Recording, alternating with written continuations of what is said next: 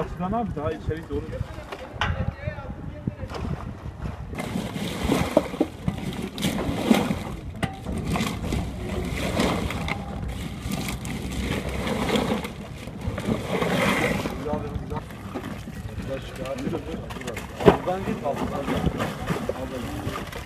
Nasıl bilmişsin? Şimdi bizi de şikayet etmişler.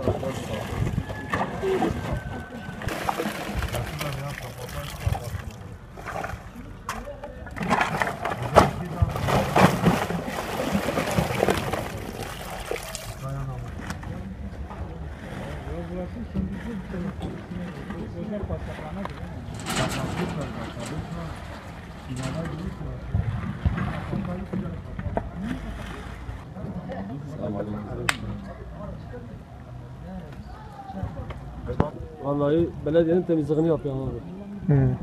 Yani belediyenin yapamadığı temizliği yapıyor. Pastane işletiyor burada. Pastanın önünde bu kokular var. İşte bu da bizi rahatsız ediyor. Az önce gördüğünüz gibi yani bu su kokusu falan. Yani ne yapacağımızı şaşırdık abi. Ne kadar pislik varsa gelip buraya birikiyor. Ne kadar pislik varsa gelip buraya birikiyor. Peki. Demirler de kaynak olmuş. İnsan kaldıramıyor. Abi rahatsız olduğu için müşteriye eksikliğim var zaten. Nasıl kaşıkla topluyorum, kepçeyle milleti gönderiyorum abi.